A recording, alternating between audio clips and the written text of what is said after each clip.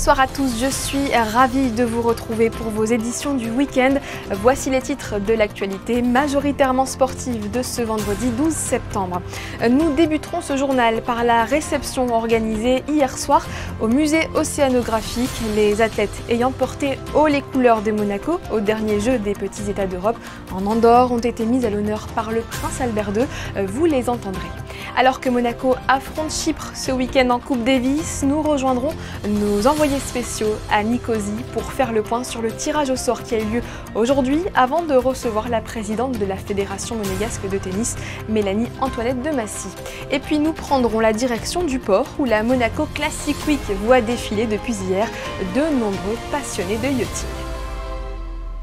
44, vous vous souvenez, c'est le nombre record de médailles décrochées par nos athlètes monégasques en Andorre en mai dernier aux Jeux des petits États d'Europe. Le prince Albert II a souhaité les recevoir hier soir, ainsi que les entraîneurs et dirigeants ayant représenté la principauté lors de ce rendez-vous à l'occasion d'une réception au musée océanographique. Frédéric Elion et Hugo Comasa.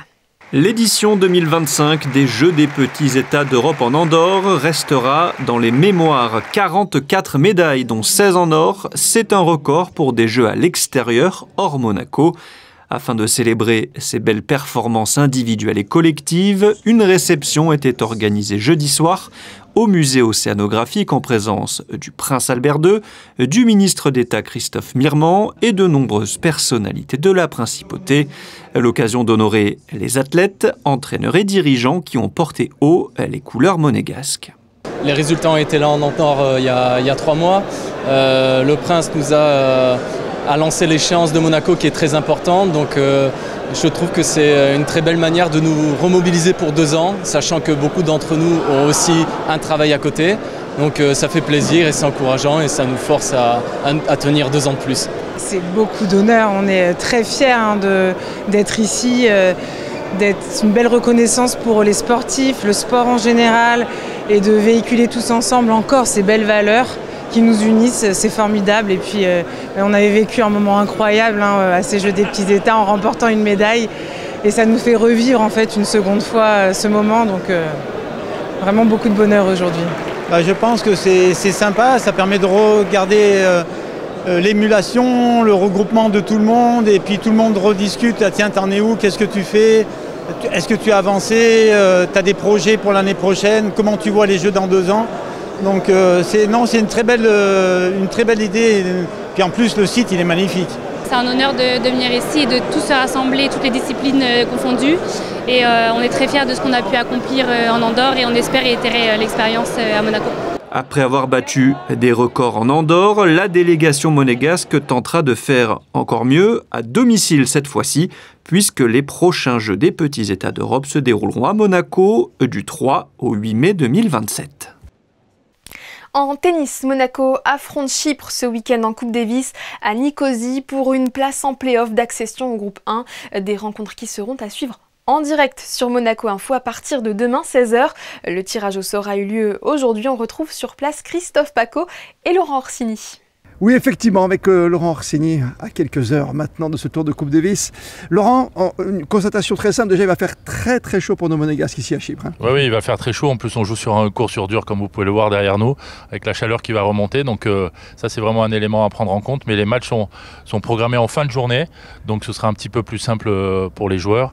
Et on a vu aussi avec l'ordre du tirage que notre numéro 1 va jouer en premier, donc ça va c'est peut-être plus simple pour Romain qui va jouer en numéro 2 un peu plus à la fraîche. Romain Arnaudot qui est un spécialiste de double bien sûr, qui a gagné notamment Monte Carlo. On va voir l'état d'esprit des joueurs si vous voulez bien sans plus tarder, avec leur capitaine que vous connaissez par cœur. Guillaume Couillard. Guillaume Couillard, état d'esprit des Monégasques à 24 heures de la première rencontre. On a de quoi gagner cette rencontre, même si en face c'est des joueurs coriaces, un petit peu moins bien classés. Mais on les connaît et on sait qu'on a leur numéro 1 par exemple qui a fini dans le top 10 universitaire aux États-Unis. Donc ça c'est un gage de niveau excellent. Après ils ont des petits jeunes qui jouent très très bien, il va falloir se méfier. Voilà, on est là à Chypre, un pays qu'on connaît bien, on était déjà venu et ça nous avait réussi. Donc on espère que cette fois-ci, on repartira aussi avec la victoire. En clair, des Monégasques qui partent favoris, pas pour nous déplaire pour l'instant, pour ces Monégasques emmenés, vous l'avez dit, par Valentin Vachereau, notre numéro 1. Oui, notre numéro 1 qui est aux alentours de la 200e place mondiale, qui rejoue bien, qui retrouve un bon niveau. On l'a vu lors du Rolex Master, qui a fait des super résultats. On compte sur lui. Il va avoir la lourde tâche de débuter, mais c'est bien que ce soit lui qui commence et s'il emporte le premier point, ça va mettre le simple numéro 2 en confiance. Et visiblement, ce cours et ce climat lui vont bien. J'aime le chaud, ça affecte dans le positif mon jeu. Donc voilà, j'aurai un petit peu de temps au soleil avant que le soleil se couche. Je pense on a pris les conditions, on s'entraîne beaucoup le soir pour voir un peu comment c'est. Le soleil se couche vers 18h30, donc on verra si je serai encore sur le cours à cette heure-là, mais très content de débuter. Moi, je sais jouer sur toutes les surfaces, dur, terre. J'ai eu mes meilleurs résultats sur dur, donc très content. Depuis déjà 3 semaines, je suis de retour sur dur pour préparer la rencontre. Valentin Vachereau qui va donc lancer les hostilités. Ensuite, Romain Arnaudot, ça sera l'énigme peut-être, mais il a déjà même très bien fait, que ce soit au Maroc ou même à la maison face au Portugal. Oui, c'est vrai que on le disait tout à l'heure, pratiquement un an jour pour jour, il jouait en simple au Maroc, il a gagné, il a ramené la victoire. Donc là, il rejoue encore en simple, c'est pas évident pour lui parce que c'est un vrai joueur de double. Il y avait aussi l'option de faire jouer Benjamin Balleret qui était là en suppléant. Qui a déjà joué, il y a 42 ans. Qui a déjà joué. Mais voilà, je crois que vraiment l'idée du capitaine Guillaume Couillard, c'est de remporter ses 2 premiers simples. Romain est en forme, il a un adversaire qui est à sa portée. On joue sur dur, oui. Il va pouvoir faire service volé, des séquences plus courtes. Ça aurait été sur terre, peut-être que le choix aurait été différent. Mais en tout cas, voilà, le choix clair du capitaine indique vraiment sa volonté de tourner à 2-0 et de l'emporter après avec notre double qui est vraiment très fort. Tourner à 2-0, Valentin Vachereau, puis Romain Arnaudot qui jouera donc en deuxième ici à Chypre. Ça fait un moment que j'ai plus trop joué ensemble, mais bon, là, je me suis bien entraîné toute la semaine. Je sais comment il faut faire. Au final, j'ai pas trop de repères, mais vu que je joue quand même en compétition toute l'année, c'est ça le principal. Donc, voilà, c'est plus la gestion de la pression qui est important, je pense, à notre niveau, vu qu'on sait tous jouer au tennis. Donc, après, il faut juste que je remette un petit peu les automatismes en place et que je fasse pas trop n'importe quoi. Mais non, mais j'ai confiance en moi quand même pour faire une bonne prestation. L'important aussi, c'est de ne pas se blesser le premier jour, de ne pas se faire mal. Parce que voilà, avec mon grand âge, ça commence à être de plus en plus compliqué des fois. Mais voilà, je ne vais pas non plus être en gestion, mais il va falloir aussi être intelligent et on joue pas all-in sur le premier jour. Et je le rappelle, les rencontres seront à suivre en direct dès samedi à partir de 16h sur Monaco Info. On rejoint à présent la présidente de la Fédération monégasque de tennis, Mélanie-Antoinette de Massy. Bonsoir. Vous êtes vous aussi à Nicosie, bien évidemment, pour soutenir les joueurs dans ce nouvel épisode de Coupe Davis. C'est le rêve qui se poursuit pour vous ? Oui, absolument. Eh bien, comme vous le savez tous, nous sommes passés très proches d'une victoire extraordinaire en début d'année contre le Portugal, vraiment très proche, alors que nous étions absolument pas favoris. Et là, écoutez, je ne peux qu'espérer que cette rencontre va bien se passer, mais très heureuse d'être ici au groupe 2 et en espérant évidemment arriver aux playoffs au groupe 1 début 2026. On va commencer très fort avec un premier match. Ce sera notre numéro 1 qui va débuter, Valentin Vachereau. Oui, écoutez, ça nous sommes très heureux que ce soit Valentin qui commence. En plus, lui aime bien jouer justement quand il fait chaud avec la chaleur. Donc, c'était ce que nous espérions, c'était que Valentin commence. C'est un joueur de double qui va disputer le deuxième match, mais il a l'habitude de le faire, Romain. Oui, eh bien, Romain a fait un match extraordinaire justement contre le Portugal. Il jouait le 5e match. Et Romain, qui depuis 2017 ne joue quasiment que du double, il nous a fait déjà plusieurs matchs, parce que au Maroc, exactement il y a un an, en septembre l'an passé, il avait gagné son simple. Hugo avait gagné son simple aussi, parce que Valentin et Lucas étaient tous les deux blessés. Et puis les deux avaient derrière conclu en double. Et Romain, le 5e match qu'il a joué lui contre le Portugal, il a été très proche de le gagner. Il a une balle de 6-2 au premier set et il a été très proche de gagner ce match. Malheureusement, ça n'a pas été le cas, mais il a toutes les capacités et il joue très bien sur dur et j'ai toute confiance en lui. Et voilà, j'espère que ça va bien se passer demain. avec en plus le dimanche ce double qu'on connaît par cœur à Monaco. Ah oui, notre grande équipe de double. Mais écoutez, justement, j'ose espérer peut-être un 3-0 dimanche, mais avec le sport, on ne sait jamais, et surtout avec le tennis, donc je ne sais pas, mais c'est sûr qu'on a une équipe de double extraordinaire, que ce soit Hugo ou Romain, les deux. Il suffit de voir leur classement, les matchs qu'ils ont fait cette année.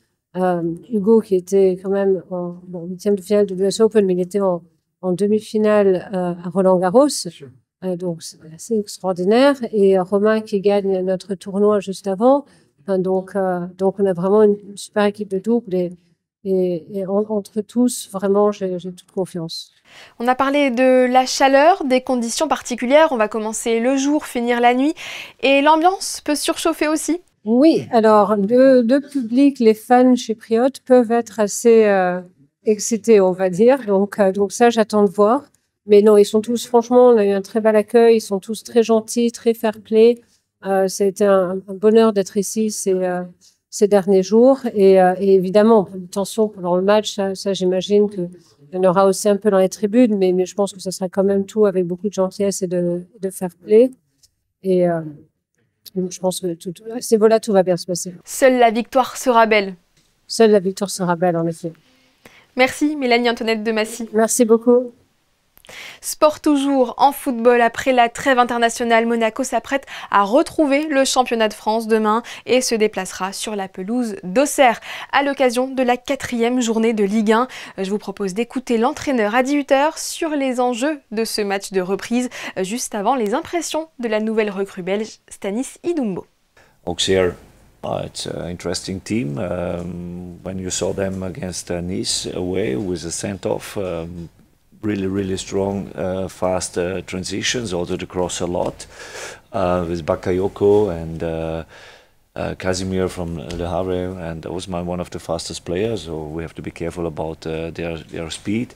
But also I'm totally convinced that we can have this game under control, but we have to be careful.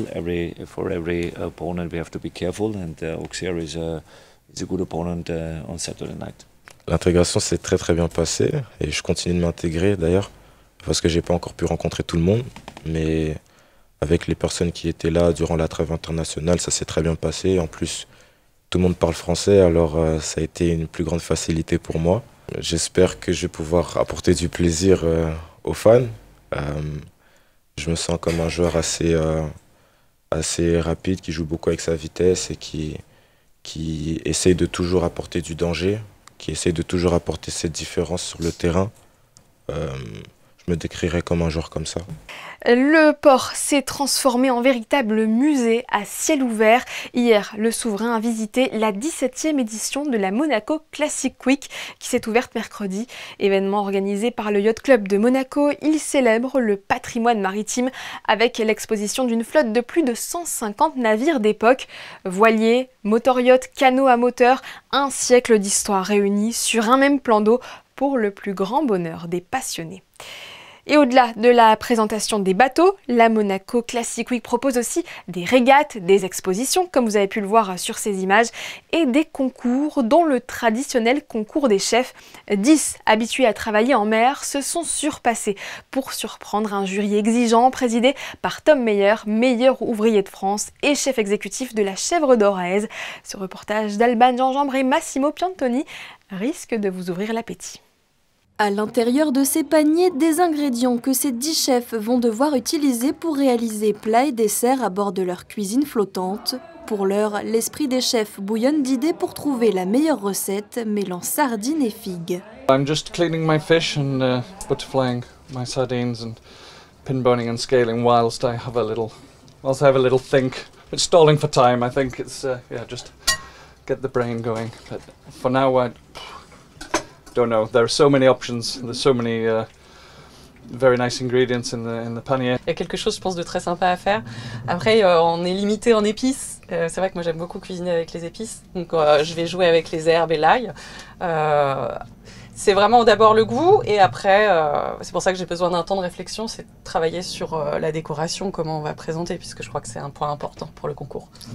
Petit à petit, de bonnes odeurs s'échappent des cuisines. Poêle sur le feu, la magie opère. I have already my creation in my mind. I'm going to arrive this morning with the list and with this So all my mind changed. It was like 5 minutes panic, like, oh, what I got to do. And then when I arrive here, sit a moment, I think I can do that with that, and with the cream. And we see the result. Quelques heures plus tard, les chefs quittent leur fourneau pour se retrouver face à un jury de chefs locaux. On va déjà comparer un petit peu l'originalité, on va dire, la précision dans les goûts, forcément la beauté des plats. On sait qu'ils sont dans des conditions particulières, qu'ils ont un certain temps et que ce n'est pas des conditions faciles.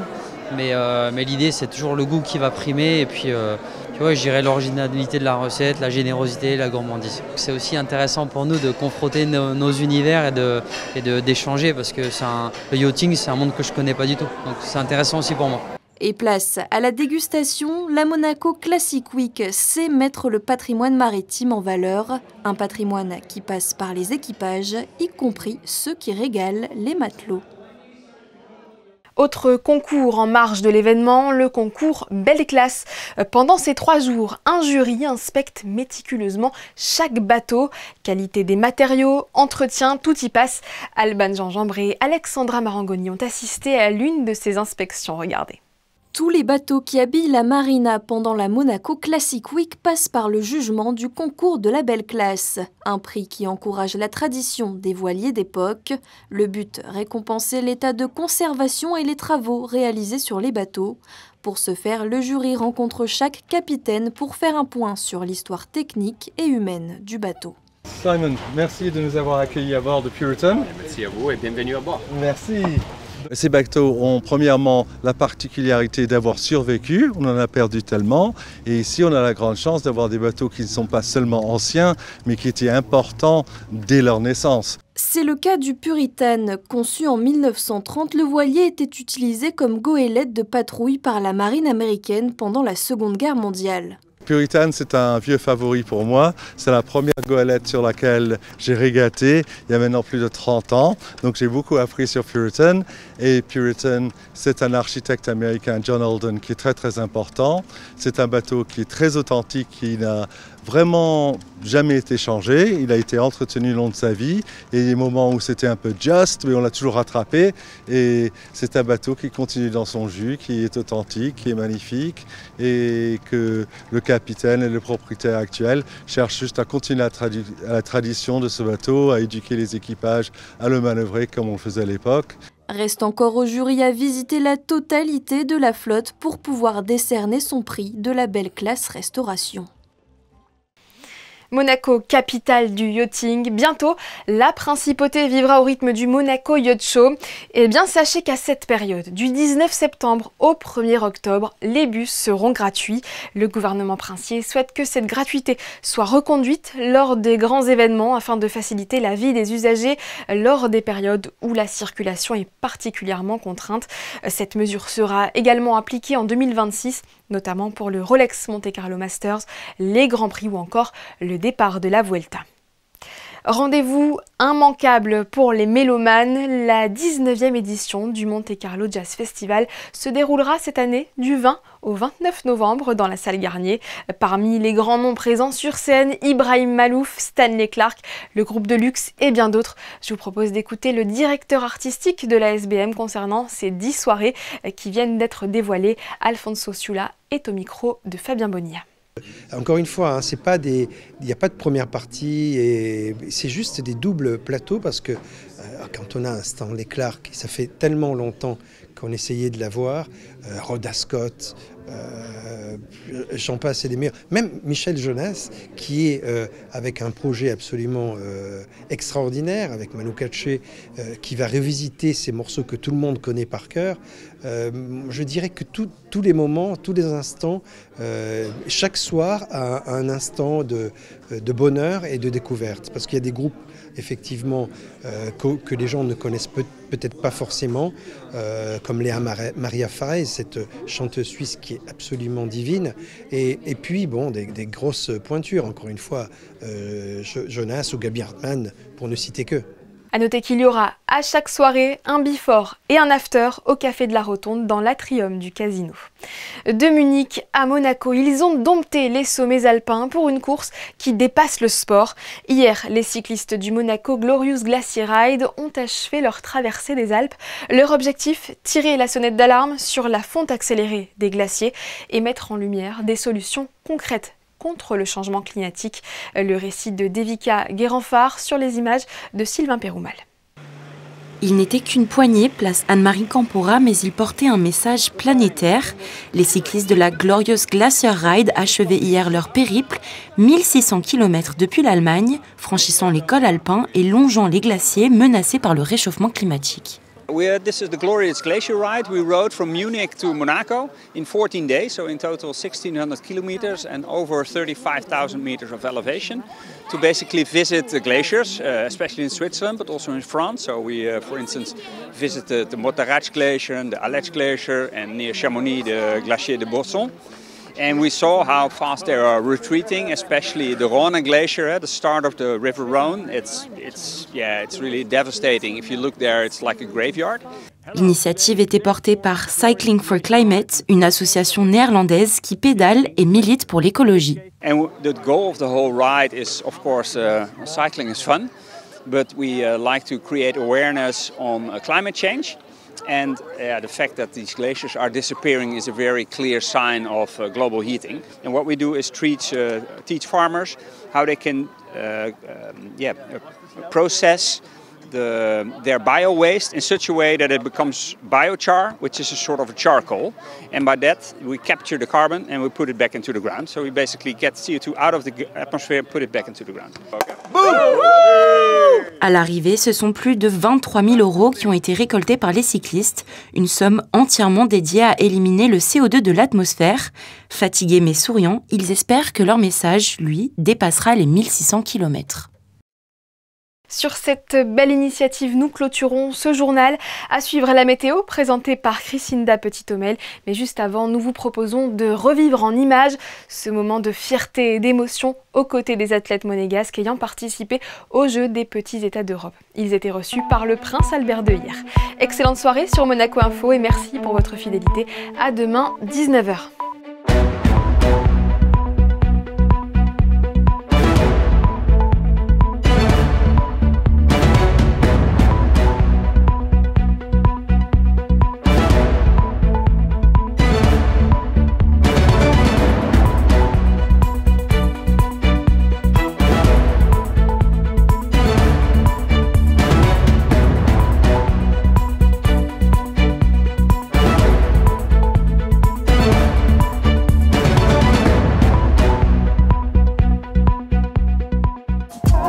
Retrouvez la météo avec Maya Bay, le restaurant référence thaï japonais de Monaco. Bonjour à tous, voici la météo pour Monaco ce samedi 13 septembre. La journée sera partiellement nuageuse avec quelques averses possibles en début d'après-midi. Les températures varieront entre 20 et 22 degrés avec un vent modéré du nord-est. Côté calendrier, on fêtera les Aimés. Au Moyen-Âge, Aimé était assez courant dans les familles chrétiennes car en latin, cela signifie aimer de Dieu. On le donnait souvent aux enfants comme un souhait de protection divine et d'affection. C'était la météo avec Maya Bay, le restaurant référence thaï japonais de Monaco.